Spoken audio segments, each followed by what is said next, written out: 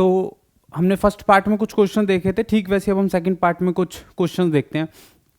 Same है question, बस मैं टाइप बदल रहा हूँ क्वेश्चंस के, ठीक है, जिससे आइडिया लग जाए, हम हर तरह के क्वेश्चंस कर लें, बस ये गोल है। वरना क्वेश्चन तो आपको असाइनमेंट में मिलने चाहिए, ऑब्वियसली मिलेंगे, और आपको वो करना चाहिए, ठीक है। ठीक है, फिर देखो काम क्या है हमारा। अब काम क्या है यहाँ पर, कहता convert the boundary value problem. बोलने की नहीं थी इसको ज़रूरत, क्योंकि 0 और 1 है, हम समझदार हो चुके हैं अब तक, ठीक है। Anyway into an integral equation, अब यहाँ पर अगर इनटू एन इंटीग्रल इक्वेशन बोल रहा है तो अभी समझदार हो चुका है, क्योंकि इसे पता है कि हम इसको फ्रेडहोल में ही बदल पाएंगे, है ना। फ्रेडहोल इंटीग्रल इक्वेशन में ही चेंज कर पाएंगे, और कोई हमारे पास ऑप्शन नहीं है। पिछले लेक्चर से आपने देखा होगा, जिसने पिछला लेक्चर नहीं देखा प्लीज इसकी सारी थ्योरी पिछले लेक्चर में देख लें, link in the description obviously, ठीक है। ठीक है, अब देखो, ठीक है, क्या बोल रहा है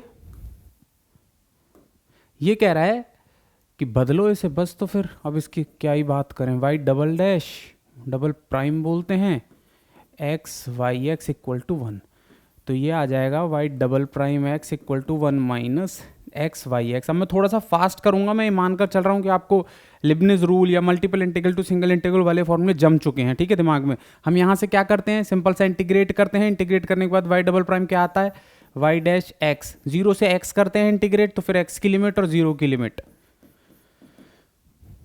1 को भी इंटीग्रेट कर रहा हूं मैं 0 से x में, 1 होता है x, और 0 से x में x आ जाएगा, x माइनस 0, ठीक है। अब ये जो था इसके ऊपर वो वाली कहानी जो हमने इन दोनों के ऊपर की है, ये क्लियर है, होना चाहिए, नहीं है तो।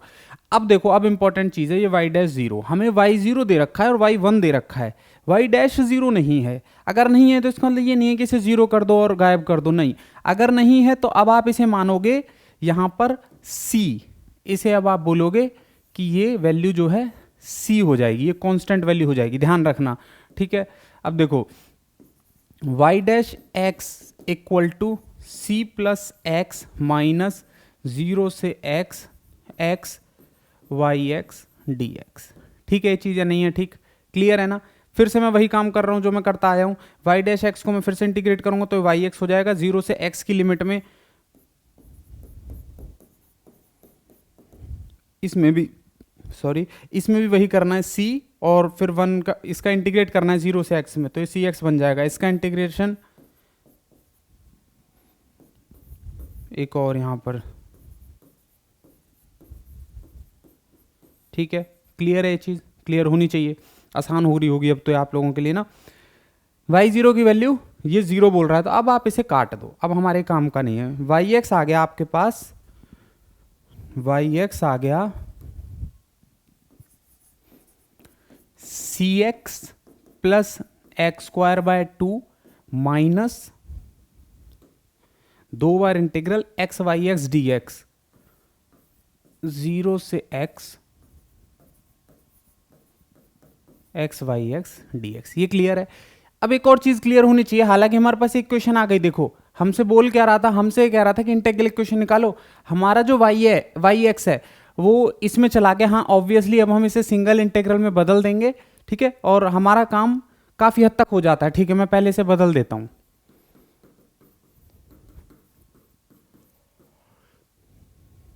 ये भी आता है बदलना, 2 थे तो 1/2 माइनस 1 का integral x minus T T 2 minus 1, ये एक्स वाई एक्स है तो ये टी वाई टी और डी टी में चला जाएगा। अब देखो, अगर अब आप ध्यान से देखो इस इक्वेशन को, तो ये हमारी एक इंटीग्रल इक्वेशन बन गई, अननोन फंक्शन आ गया इंटीग्रल में, तो इंटीग्रल इक्वेशन बन गई, हमारा काम वैसे खत्म हो जाता। लेकिन इस क्वेश्चन के साथ प्रॉब्लम क्या हुई, ये c जो है ये निकालना अब हमारा गोल हो जाता है। बिल्कुल सही, ऐसे ही निकलेगा, y0 इक्वल टू 0, तो y1 पर 1, अब हमने y1 की वैल्यू डाल दी, क्योंकि y0 डालूंगा तो c भी गायब हो जाएगा, मुझे c तो निकालना है, तो x इक्वल टू 1 की मैंने वैल्यू डाली,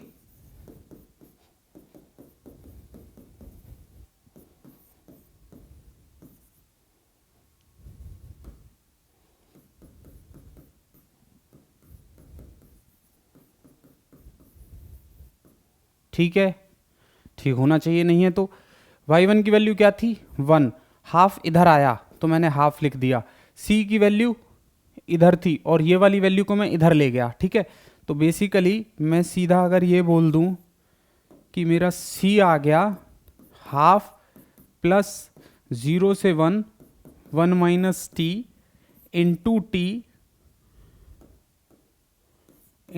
टी और वाई टी डी टी, ठीक है जी। अब ये आ गई हमारी c की वैल्यू, ये जो हमारी वैल्यू है ना c की, ये वैल्यू, अब इस वैल्यू को वापस डालना पड़ेगा। अब हमें करना कुछ नहीं, बस c की वैल्यू मैं उठाकर यहां डाल रहा हूं, तो y x equal to c into x, और ये सब सेम रहने वाला है, y x equal to c into x plus ये सब सेम, ये c की वैल्यू है, ठीक है।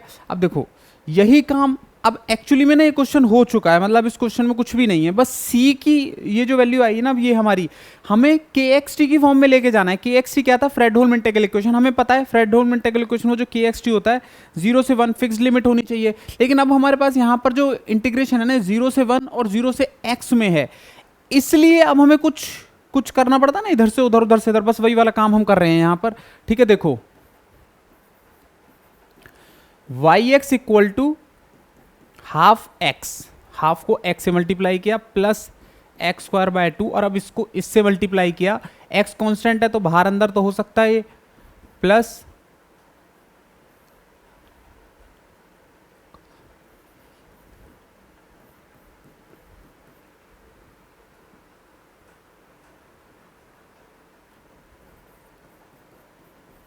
dt, ठीक है। ये चीज आ गई यहां से, माइनस ये चीज चली रही है 0 से x minus t dot t y T D t, ठीक है। ये चीज क्लियर है, ठीक है। अब देखो हमने एक और काम क्या करना होता है इंपॉर्टेंट, क्योंकि 0 से 1 है ये और हमें 0 से x, तो हमें 0 से 1 चाहिए ही चाहिए, मतलब हमें फिक्स लिमिट तो चाहिए ना फ्रेडहोल्म, तो हमें उसका तो कुछ जुगाड़ करना पड़ेगा ना, 0 से x का क्या करें। तो हमने क्या करा, हमने 0 से 1 को दो टुकड़ों में तोड़ दिया, एक 0 से x में और एक x से 1 में। कैसे, कुछ ऐसे, हाफ x भी कॉमन, तो 1 प्लस एक्स बच गया है ना, ठीक है। अब देखो प्लस 0 से 1 को मैंने तोड़ा, एक बार 0 से x में, फिर प्लस x से 1 में, फिर माइनस ये तो था ही,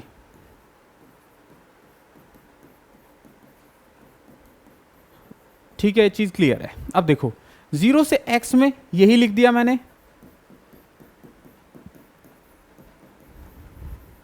x से 1 में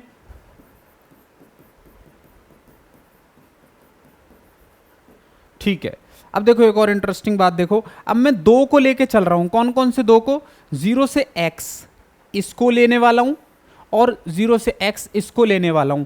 टी वाई टी ध्यान से अगर आप देखो तो टी वाई टी दोनों में है, इसमें भी टी और वाई टी है और इसमें भी टी और वाई टी है, ठीक है। अब देखो मैं क्या कर रहा हूं, कॉमन ले रहा हूं बस मैं, ठीक है।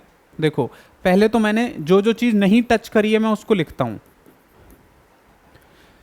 इसको और इसको लेने वाला हूं, तो प्लस एक्स टू 1 को मैंने साइड में लिख दिया,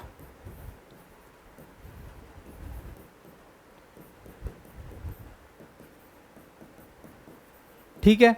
अब देखो जिनके साथ हमने काम करना है ये दोनों, इसमें से टी वाई टी कॉमन, इसमें से भी टी वाई टी कॉमन, यहां आ जाएगा x माइनस एक्स टी, ठीक है। 0 से x के अंदर ही चल रहा है ये, इधर से आएगा x माइनस एक्स टी, है ना, x माइनस एक्स टी, और टी वाई टी कॉमन है, और इधर से क्या आएगा, टी वाई टी कॉमन है तो माइनस एक्स प्लस टी, और टी वाई टी कॉमन है, डी टी। क्लियर है ये चीज, x माइनस एक्स कट जाएंगे, अब कट गए, इधर क्या आ गया, t माइनस एक्स टी, तो मैंने इधर लिख दिया half x 1 plus x plus 0 से x, ठीक है, प्लस 0 से x, ये आ गया इधर t माइनस एक्स टी, ठीक है, t माइनस एक्स टी, है ना, t माइनस एक्स टी, तो ये वाला t y T D t plus x से 1 x t 1 minus t y T D t. Sir ये तो ज़्यादा टाइम लेंगे एग्जाम में, देखो टाइम ठीक है ज़्यादा लेंगे, लेकिन इसका पक्का पता है ना कि आंसर आ जाएगा, इसलिए क्वेश्चन अच्छा है। दो तरह के क्वेश्चन आते हैं जेआरएफ में, एक वो जो टाइम ज़्यादा लेते हैं और दूसरे वो जो टाइम ज़्यादा लेते हैं। जो पहला वाला है ना, एक वो जो टाइम ज़्यादा लेते हैं, ये खतरनाक है। ये टाइम ज़्यादा लेते हैं और इसकी कोई गारंटी नहीं आंसर सही होगा गलत होगा क्या होगा बाद में। टाइम भी ले लिया और क्वेश्चन भी गया, नंबर भी गए, और उस टाइम के बदले में कोई और क्वेश्चन जो करते वो भी गया। लेकिन दूसरा वाला है ना जो टाइम लेते हैं, वो ये हैं, ये टाइम लेते हैं लेकिन मुझे पता है कन्वर्ट हो रहा है और कन्वर्ट हो जाएगा, सही होगा, इसमें कुछ है थोड़ी, और हो जाएगा तो मुझे ये भी पता होगा सही हुआ है मेरा। समझ रहे हो? तो ये फ़ायदा तो है इसका। ठीक है, अब देखो 0 से x और x से 1, x t one minus T और t minus x T, T minus x T. ठीक है, अब देखो क्या काम करते हैं, इसी चीज को मैं नेक्स्ट में लिखता हूं, y x equal to half x, 1 plus में x प्लस क्या आएगा 0 से x, 0 से x। ठीक है, t में इधर से कॉमन ले सकता हूं तो t square 1 minus x, 1 minus x y T D t. कोई दिक्कत नहीं हुई। 0 से x में माइनस था x से 1 में, ओहो माइनस नहीं था, दोनों साइड प्लस था। पहला पाप हमने जो किया उसे सही कर लेते हैं। x से 1, x t 1 minus t y T D T, x t 1 minus t y T D t. ये चीज़ क्लियर है? नहीं होनी चाहिए, क्लियर नहीं है तो अब देखो गेम क्या है, पहले इस बात को समझो। एक और ट्विस्ट है अब इस क्वेश्चन में, जो 0 से x है और t के अंडर काम कर रहे हैं तो इसका मतलब t x से छोटा है इसमें, इसका मतलब t x से छोटा है इसमें, और इधर जो t है वो x से बड़ा है। ठीक है, t जो है x से बड़ा है। ये क्यों लिख लिए सर? अरे सर ये क्या कर रहे हो, के एक्स टी, ये अब याद आ गया? हाँ सर, फ्रेडहोल्म इंटीग्रल इक्वेशन में के एक्स टी होता है ना कर्नल, तो ऑब्वियसली उसी के लिए तो हम मेहनत कर रहे थे। तो जब t लेस देन छोटा है तो के एक्स टी वाई टी, तो के एक्स टी क्या है टी स्क्वायर 1 माइनस एक्स। ठीक है, और जब t बड़ा है x से तो क्या आएगा x t 1 minus T. Clear है जी ये चीज़ या नहीं है? होनी चाहिए। नेक्स्ट अब देखो फिर क्या हो जाएगा वो सॉल्यूशन। हमारे पास जो फ्रेडहोल्म इक्वेशन आएगी वो क्या बनेगी, हाफ एक्स 1 प्लस एक्स, इससे तो कभी कोई दिक्कत थी ही नहीं। ठीक है, ये जो इक्वेशन थी 0 से x और x से 1, इसको मैंने लिख दिया 0 से 1। अब आई बात समझ में, ये जो x था ना हमारा, ये जो x था इसके लिए ही तो जंग लड़ी है एक तरह से हमने। फ्रेडहोल्म है कहती है दोनों फिक्स्ड होंगे, एक वेरिएबल अलाउड नहीं करना आपने, तो इस x को गायब किया। अब हमने क्या किया यहां पर, x को गायब किया है। तो 0 से 1, 0 से 1 में मैंने अब यहां पर के एक्स टी लिख दिया। समझ गए ये बात भी कि 0 से 1 में 0 से x आएगा और x से 1 आएगा। जब 0 से x आए तो ये है के, x से 1 आए ये है के, इसको मैंने सिंपल उसमें लिख दिया। ठीक है, क्लियर है बात? अब this is called Fredholm integral equation. Obviously alpha x 1 है, ठीक है, और एफ एक्स यहाँ नॉन जीरो है। ठीक है, के एक्स यहाँ पर ये है। ये चीज़ क्लियर है, आसान था, थोड़ा सा लेंदी मैं कह सकता हूँ लेकिन आसान था। ठीक है, अच्छा अब देखो हमने क्या किया, हमने इस इक्वेशन को इंटीग्रल इक्वेशन में बदल दिया फ्रेडहोल्म में। हाँ, हमने ये बात भी तो करी थी कि इंटीग्रल को भी वापस उसमें बदल सकते हैं। तो अब हम देखते हैं कि क्या हमारी ये जो इंटीग्रल इक्वेशन आई है वापस हमें ये देगी। अगर हमें ये इक्वेशन दे दी इसका मतलब हमारी ये सही आई है। हमने चेक भी कर लेंगे, हम चेक भी कर लेंगे इसे ऐसे। ठीक है, ठीक है, देखो इस इक्वेशन को बेसिकली मैं इस इक्वेशन को लेकर चलूंगा अब मैं, और मैं वापस क्या लाऊंगा, वही वाली इक्वेशन। समझ रहे हो ना ये बात, ये वाली इक्वेशन लेकर आऊंगा मैं, मतलब मैं तेरे को 2 बार डेरिवेटिव करना है, ये इंपॉर्टेंट है। ठीक है, मैं अब 2 बार डेरिवेटिव करूंगा इस इक्वेशन को, तो मैं पहली बार करने चल पड़ा हूं। तो पहले मैं इक्वेशन लिख लूं फिर से एक बार, Y x equal to half x plus half x square. मैं खोल देता हूं क्योंकि मेरे को डेरिवेटिव लेना है, प्लस 0 से x प्लस एक्स से 1। ठीक है, हाफ एक्स 1 प्लस एक्स। ठीक है ना बात, इससे कंफ्यूज ना होना, ये समझाने के लिए है। तो हाफ एक्स 1 प्लस एक्स का half x plus half x square, और इधर 0 से x t square 1 minus x y T D t, t square 1 minus x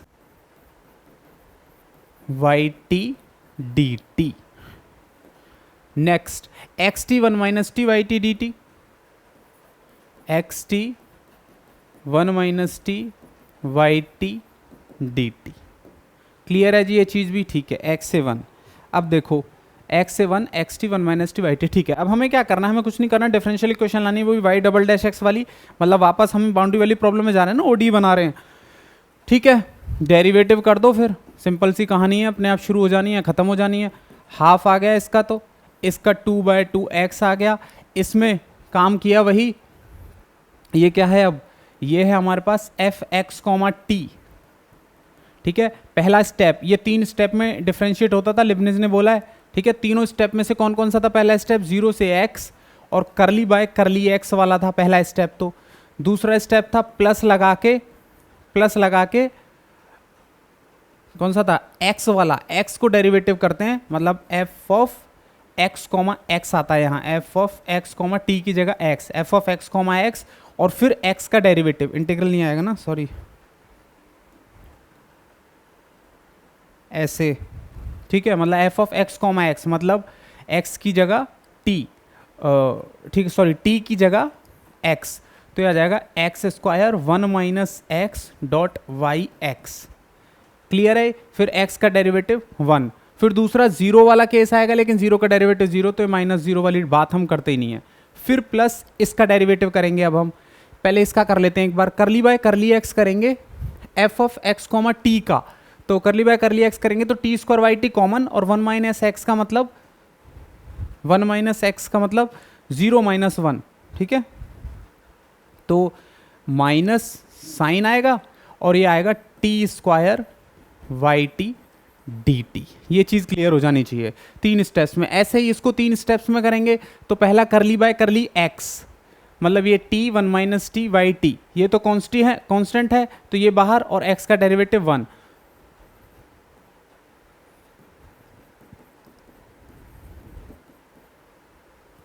ठीक है। दूसरा 1 का डेरिवेटिव प्लस वाला, वो तो 1 का डेरिवेटिव 0 हो जाएगा, तो उसको गायब कर देते हैं। x का डेरिवेटिव आएगा 1, और f of x comma T में, इसमें हम x डालेंगे, मतलब t की जगह x डालेंगे, तो x स्क्वायर, और t की जगह x डालेंगे तो 1 माइनस एक्स, ठीक है। कुछ गड़बड़ नहीं लग रही,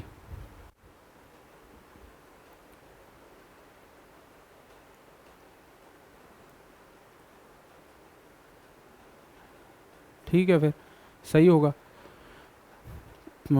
ये आ गया 1 वाला डेरिवेटिव 0, और फिर माइनस वाली टर्म आई, माइनस वाली टर्म में t की जगह हमने क्या किया, x, तो मतलब x square 1 minus x Y x, और फिर x का डेरिवेटिव 1, ठीक है। अब देखो plus x square 1 minus x, ये देखो ये कट गया, ठीक है। मैं इसका वेट कर रहा था कि इतनी अजीब सी टर्म कैसे आ रही है, हम जब अगर वाई डैश एक्स पे जा रहे हैं, कट रही थी ये, ठीक है। ये चीज़ तो हमारी क्लियर होती है। अब देखो पहले इसको अच्छे से बना लेते हैं, क्या है, क्या लिख दिया हमने, हाफ प्लस एक्स, माइनस कर लेते हैं इसे, माइनस 0 से x t square y T D t, ठीक है। ये दोनों गायब हैं, इधर आया प्लस एक्स से 1 t 1 minus t y T D t. ये क्लियर है, ये चीज़ हमारे पास आई, ठीक है। ये कंफ्यूज ना करे आपको ना, ये इसके लिए है, ठीक है। अब देखो डेरिवेटिव हमने एक बार किया, हमारे पास इंटीग्रल आया, इंटीग्रल तो हमें चाहिए नहीं होता, ओडी में कब से इंटीग्रल आने लगे, तो हमें ऑब्वियसली डबल डेरिवेटिव करना है। डबल डेरिवेटिव हाफ गायब हो गया, एक्स का 1 आ गया, फिर हमने क्या किया, माइनस है, ये माइनस को मैंने बाहर ले लिया, इसका काम कर रहे हैं अब हम 0 से x, पहले टी स्क्वायर वाई टी को मैंने करली बाय करली एक्स किया, सब कांस्टेंट है तो ये वाली टर्म 0, फिर प्लस किया x वाली टर्म में, t की जगह x रख देंगे तो एक्स स्क्वायर वाई एक्स, और x का डेरिवेटिव 1, फिर -0 का डेरिवेटिव। ये चीज़ देखो मैं 3 स्टेप्स में इसीलिए लिख रहा हूँ ताकि आपको क्लियर रहे। समझाने का मतलब यहाँ पर ये हो रहा है कि भाई मैं इतना एक्सप्लेन कर रहा हूँ, वरना इतना टाइम नहीं लगना चाहिए इन क्वेश्चन में, सीधा सीधा होना चाहिए। समझा रहे हैं तो ऑब्वियसली थोड़ा टाइम लगेगा, और आपको अगर ये नहीं समझ में आया तो फिर और दिक्कत हो जाएगी, ठीक है। तो सिंपल सी बात है, आपको ये फॉर्मूला ध्यान रहना चाहिए कि हमारे जो 3 स्टेप्स वाला फॉर्मूला है कौन सा है, कैसा है, क्या हो रहा है। मैं हर बार तो नहीं बोलने वाला हूँ ये, ठीक है। कौन से फॉर्मूले की मैं बात कर रहा हूँ, मैंने फर्स्ट उसमें करवा दिया था, ठीक है। ये हैं वो दोनों फॉर्मूले मैं जिनकी बात कर रहा हूँ कि भाई ये पहले हमें करली बाय करली एक्स करना होता है और दूसरे में टी की जगह एच आता है, फिर टी की जगह जी आता है, एच का डेरिवेटिव और एच जी का डेरिवेटिव, ठीक है। ये चीज़ ध्यान रखनी थी।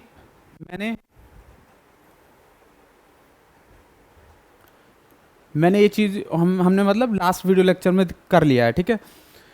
ओके, ठीक है, ओके, ठीक है। प्लस फिर से वही काम x से 1 में, फिर से वही, पहले तो t है ये, तो करली बाय करली x वाला जब हम काम करेंगे तो 0 आ जाएगा पहला। दूसरे में प्लस 1 वाली टर्म, 1 का डेरिवेटिव करेंगे 0 आ जाएगा, माइनस ये वाली टर्म x रखेंगे t की जगह, तो x 1 minus x Y x और फिर x का derivative 1।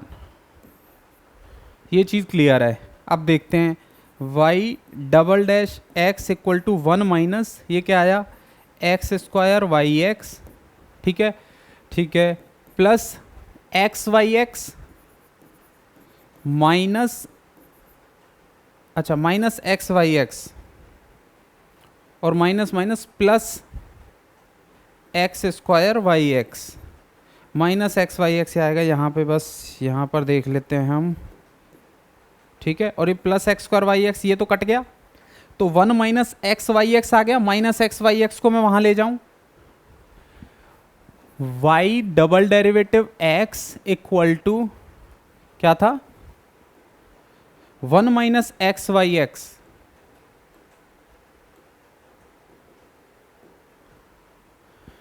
One minus x Y x. ये चीज़ क्लियर है? नहीं सर अभी नहीं हुई clear. y double dash x plus x Y x equal to 1, ये चीज़ क्लियर है। अब क्या बन गया है हमारे पास, बड़े ध्यान से आपने देखी होंगी वो पहली वाली, ये देखो यही बन गई, y double dash x plus x Y x equal to 1। यही तो बनानी थी हमें, हम वापस आ रहे थे। अब इनकी बात करते हैं, इनको नहीं भूल जाना है कि y जीरो इक्वल टू 0 कैसे बनेगी और y वन इक्वल टू 1 कैसे बनेगी। देखो यहां से चलते हैं, y डबल डैश एक्स, तो हमें क्या चाहिए, अब हमें लिमिट क्या थी हमारी, वो मैं फिर से भूल गया, y जीरो इक्वल टू 0 था और एक और क्या था, y जीरो इक्वल टू 0 बनाना है और बनाना है y one equal to 1, boundary value problem, ठीक है। y जीरो इक्वल टू 0 और y वन इक्वल टू 1, ये हमें टू शो करनी थी ऑब्वियसली। तो अब हम क्या करते हैं, जहां हमारे पास ये तो y डबल डैश आ गया, y जीरो और y वन की बात कर रहा है, हमें वहां जाना पड़ेगा जहां हमारा y था। शायद y हमने हर जगह लिख रखा है ठीक है। यहां अगर मैं x की वैल्यू 0 डालूं तो आएगा y zero half into zero square, ये सब गायब, 0 से 0 ये गायब, 0 से 1 हमने रखा y जीरो, ठीक है, 0 से 1, x की वैल्यू क्या रखा, 0 रख दी, तो ये सब गायब, तो ये तो सभी गायब हो गया, तो y जीरो पर क्या आ गया, 0 आ गया, ठीक है। तो हमारी ये इक्वेशन तो होगी वेरीफाइड, है ना, वेरीफाइड फ्रॉम वाई एक्स, ठीक है। अब y वन इक्वल टू 1 आना चाहिए, तो मैंने वाई एक्स में x की वैल्यू 1 रखी, ठीक है, तो 1 आना चाहिए था, x की वैल्यू 1, हाफ x की वैल्यू 1, हाफ प्लस हाफ 1 आ गया। ये तो यहीं तक, इसका मतलब कहीं ना कहीं कट रहे होंगे, तभी तो यहाँ तक ही 1 आ गया हमारा, और प्लस में वैसे तो कुछ एक्स्ट्रा तो होना ही नहीं। तो 0 से 1 गए, x की वैल्यू 1 है हमारी, तो यहाँ 1 माइनस 1 0, तो ये सब गायब। x की वैल्यू 1, तो t 1 minus t y t, लेकिन ये 1 से 1 है, ठीक है, तो ये भी गायब, ये भी गायब, और बस हमारे पास ये रह गया। ये इसका मतलब हमारा काम खत्म हो गया, हमारा सिंपल सा एक काम रह गया। अब क्या, जो मतलब रह गया था वो भी हमारा खत्म हो गया, ठीक है। तो ये क्वेश्चन हो गया। ये क्वेश्चन अच्छा है, ऑब्वियसली अच्छा है, इसीलिए हमने इसमें टाइम भी लिया है थोड़ा सा, और हमने थोड़ा सा ये लेट भी कराया है ना।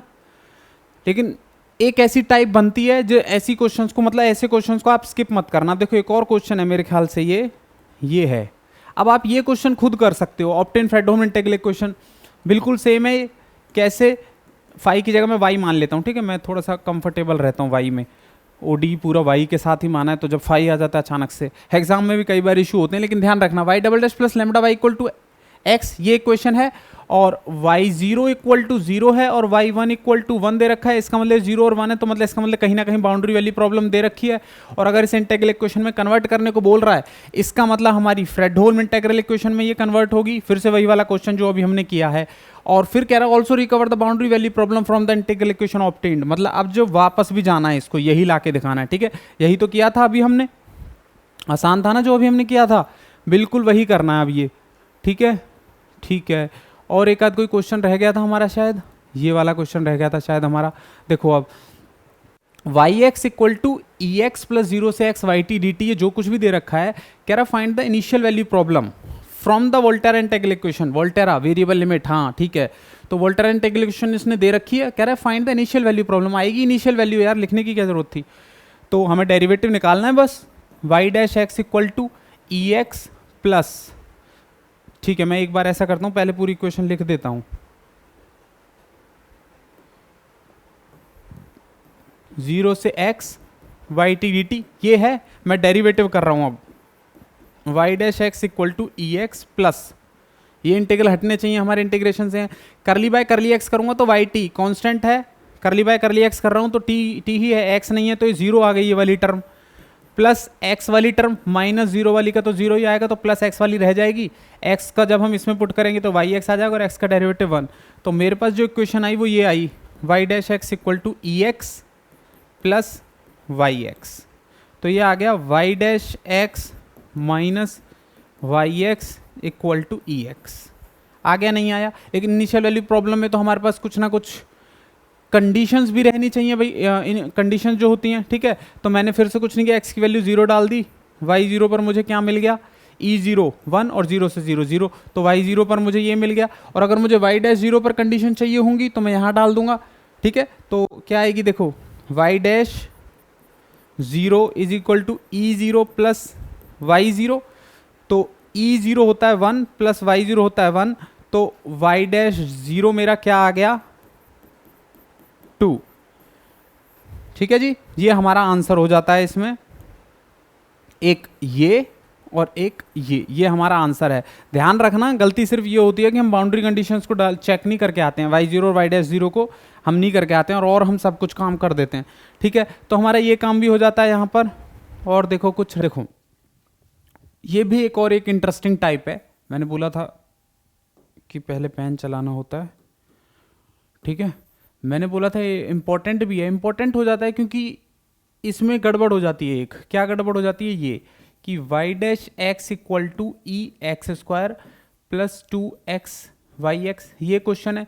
हमें करना क्या है, convert the following IVP to an equivalent Volterra integral equation. Integral equation बनानी है इसका मतलब हमें इसका इंटीग्रेशन करना पड़ेगा, वही 0 से x वाली कहानी, 0 से x वाली कहानी, 0 से x वाली कहानी। ठीक है, तो हमने जब इसे इंटीग्रेट किया तो ये आया वाई डैश एक्स की जगह वाई एक्स आ गया,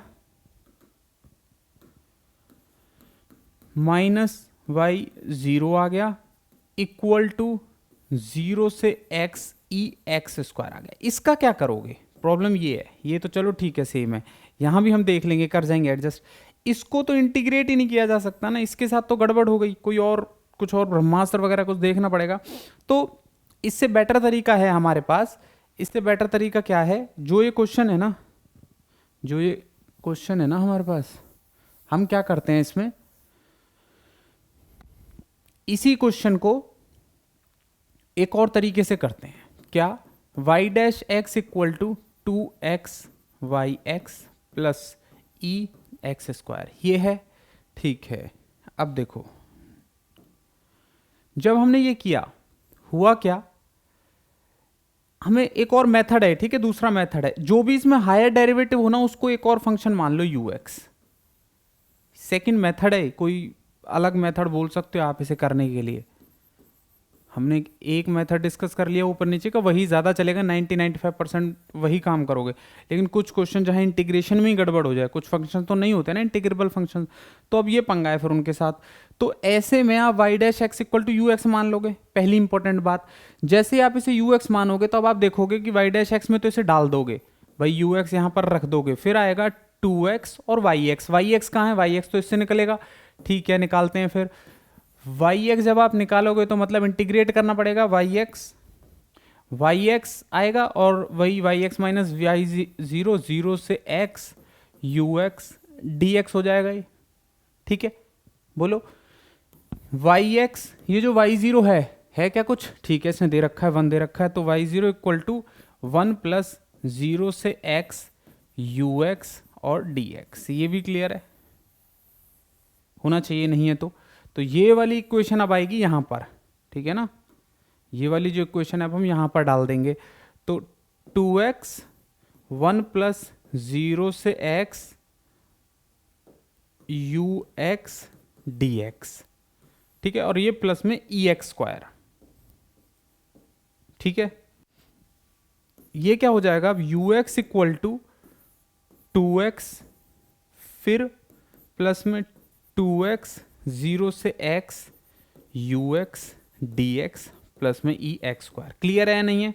तो अब हमारी इंटीग्रल इक्वेशन अगर मैं बोलूं क्या आ गई, यू एक्स हमारा एक अननोन फंक्शन है आज की डेट में, तो ये है 2x plus e x square, obviously you x की जगह मैं वाई एक्स भी लिख सकता हूँ, कोई प्रॉब्लम नहीं है उससे, 2x जीरो से x, वो जो अननोन फंक्शन है वो इंटीग्रल के अंदर भी आ गया,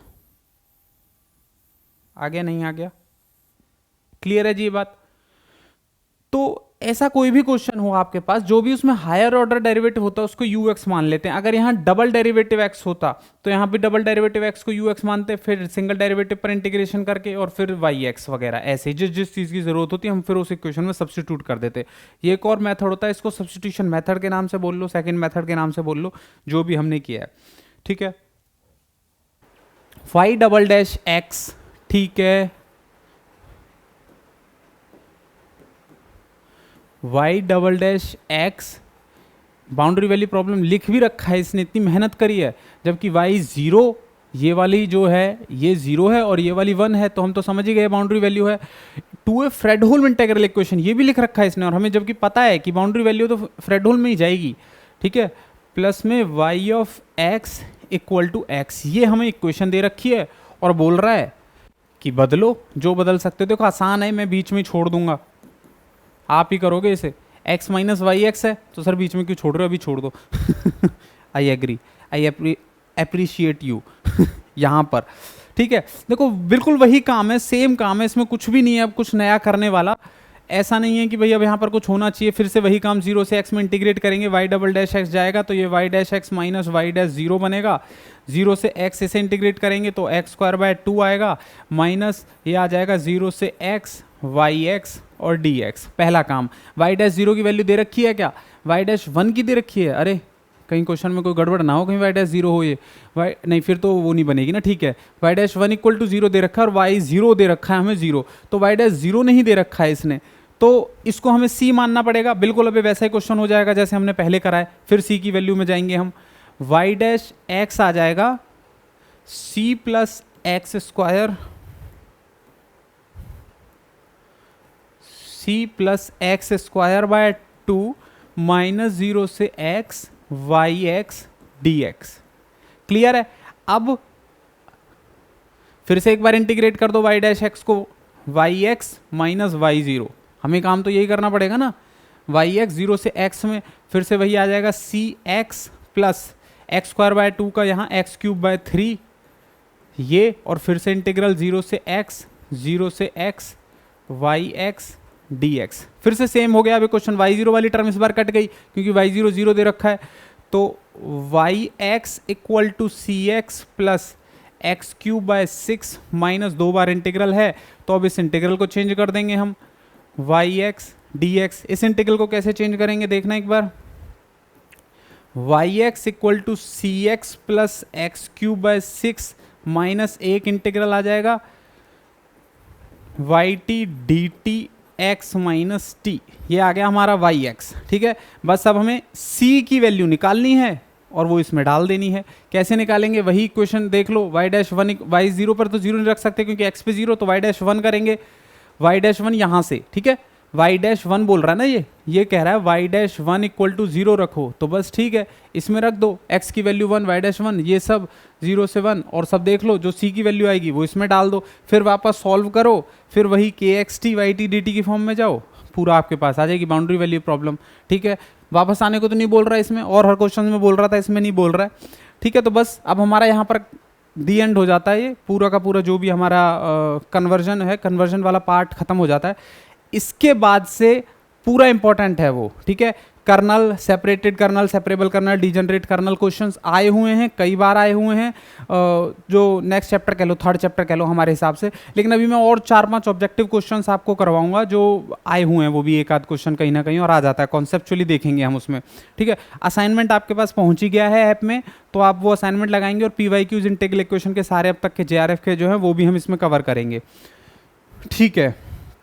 ऑब्जेक्टिव क्वेश्चंस अगले वाला पार्ट बोल दिया। जो थर्ड चैप्टर है वो इंपॉर्टेंट है, एग्जाम पॉइंट ऑफ व्यू से बहुत ज़्यादा इंपॉर्टेंट है। इन 2 चैप्टर्स में से एक क्वेश्चन आ भी सकता है या नहीं भी, अब तक हमने जितना पढ़ा है। लेकिन अब तक हमने जितना पढ़ा है उसके बिना हम आगे नहीं बढ़ सकते हैं। तो ये बेसिक्स, ये सब कुछ है, बेसिक्स की फुल फॉर्म है ये, कि सब कुछ है मतलब, ठीक है। तो जो थर्ड चैप्टर होगा, ऑब्वियसली फोर्थ चैप्टर भी इंपॉर्टेंट है, लेकिन थर्ड और फोर्थ चैप्टर दोनों इंपॉर्टेंट है। Fifth chapter single integral solution है, कम चांसेस रह जाते हैं उसके। फर्स्ट, सेकंड और फिफ्थ में से एक क्वेश्चन आ भी सकता है, नहीं भी। तो बच गए जो 2 क्वेश्चन है वो थर्ड और फोर्थ में से आएंगे, एक थर्ड में से एक फोर्थ में से। थर्ड क्वेश्चन में अब हमारा वो काम करेगा कि फ्रेडहोल्म इक्वेशन को सॉल्व करो, separable kernel, solution of resolvent kernel, ठीक है, आइटरेटेड कर्नल्स, डिजनरेट कर्नल्स वगैरह हम सबको देखेंगे। पहले कर्नल्स ही पढ़ेंगे, होमोजीनियस नॉन होमोजीनियस का कॉन्सेप्ट फिर से देखेंगे, एक बार रिवाइज करेंगे, और फिर हम अपनी सॉल्यूशंस निकालेंगे कि फ्रेडहोल्म इंटीग्रल इक्वेशन के सॉल्यूशंस कैसे निकालते हैं, और फिर हम आगे चलते जाएंगे, ठीक है। न्यूमैन सीरीज है, सक्सेसिव अप्रॉक्सीमेशंस वगैरह हैं, वो सब हम थर्ड और फोर्थ चैप्टर में करेंगे।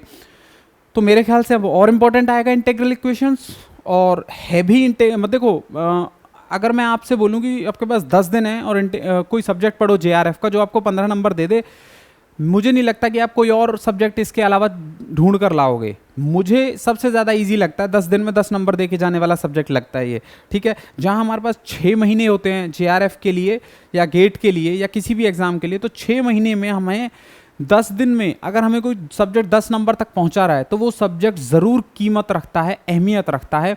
मैं बार बार ये लाइन इसलिए बोलता हूँ क्योंकि बच्चे से छोड़कर जा रहे होते हैं, और ये पाप होता है उनका। रियल एनालिसिस धोखा देता है, रियल एनालिसिस की काउंटेबिलिटी वाला ही क्वेश्चन धोखा दे देता है। ऐसी चीज़ आ जाती है उसमें से, वो काउंटेबल अनकाउंटेबल का कॉन्सेप्ट, और रियल एनालिसिस प्योर मैथ्स है, तो वहाँ पर या तो अच्छे से वो विजुअलाइज्ड हो, अच्छे से वो रिमेंबर्ड हो, तब आप कर पाते हो, वरना वो वहीं धोखा दे देता है, ठीक है। सीक्वेंस सीरीज आता है 15 नंबर का है, sequence series of real numbers, लेकिन वो फिर वहाँ धोखा देता है। 3 में से एक क्वेश्चन हो रहा है, 2 हो ही नहीं रहे, और 2 क्वेश्चन को ऐसे लगता है मैंने सीक्वेंस सीरीज पढ़ा है, मैं तो कर लूंगा ऐसे, ठीक है। ये धोखे होते हैं। ये वो क्वेश्चन हैं जो टाइम तो खराब करते हैं लेकिन नंबर नहीं देखे जाते। अभी जो हमने क्वेश्चन करे हैं ये हमें गारंटी दे रहे हैं कि अब ये कन्वर्ट करोगे ना, हो जाएगा एक बार, अगर आपने प्रैक्टिस कर रखी हो तो, ठीक है। इसीलिए मैंने हर टाइप के क्वेश्चंस करवाए हैं। ठीक वैसे ही रियल एनालिसिस से अगर मैं कंपेयर करूं इस सब्जेक्ट को, तो real analysis uniform continuity, uniform convergence, वहां भी एक 2 क्वेश्चन आ रहे हैं। रिमान इंटीग्रेशन, बाउंडेड वेरिएशन, एक ही क्वेश्चन आ रहा है, लेकिन आपको पढ़ना तो सब कुछ पढ़ रहा है ना। बाउंडेड वेरिएशन के ठीक है, हमारे 2 लेक्चर हैं बाउंडेड वेरिएशन के, एक क्वेश्चन आएगा, इंपॉर्टेंट हो जाता है। अब या और भी कुछ हो, रिमान इंटीग्रेशन हो, रिमान इंटीग्रेशन अच्छा टॉपिक है, कहाँ तक पहुँच सकता है वो। इम्प्रॉपर इंटीग्रल्स हो, calculus in one variable, several variable calculus, वहाँ से भी कोई जैकोबियन से कुछ पूछ रहा है, कोई आइडेंटिटी थ्योरम से कुछ पूछ रहा है। हर बार एग्जाम कुछ ना कुछ ऐसा देकर जाता है हमें भी, कि हम टीचिंग के लिए, टीचर्स के लिए भी कुछ नया चैलेंज हो जाता है कि यार ये क्वेश्चन इस बार सिलेबस से भी एक्सटेंड हो गया, वो भी हो गया। और ऐसे में ये सब्जेक्ट है जो वही क्वेश्चन देखे दिखाए देगा, देखे दिखाए क्वेश्चन देता है। मैंने एक साइन एक्स वाला जो क्वेश्चन करवाया ना, कई बार दिखाया, कई बार साइन एक्स वाला क्वेश्चन, हर बार वही साइन एक्स वाला क्वेश्चन, इधर से उधर साइन एक्स को कर देते हैं, कॉस एक्स कर देते हैं, ये कर देते हैं, वो कर देते हैं। कभी कहता है रिजोल्वेंट कर्नल निकालो इसका, कभी कहता है इसका सॉल्यूशन निकालो, कभी कहता है इसका कन्वर्जन करो। तो बेसिकली वो बेचारे जो CSR वाले पेपर सेट कर रहे हैं ना, उनका भी सिर्फ यही गोल है कि भाई आसान दे रहे हैं, प्लीज़ कर लो, ये उनका गोल है। ठीक है, तो ठीक है फिर, आई होप यहाँ तक का क्लियर हुआ हो। ज़रूर पढ़ना, आगे भी चलते रहना है हमने, ठीक है। Okay, thank you for watching.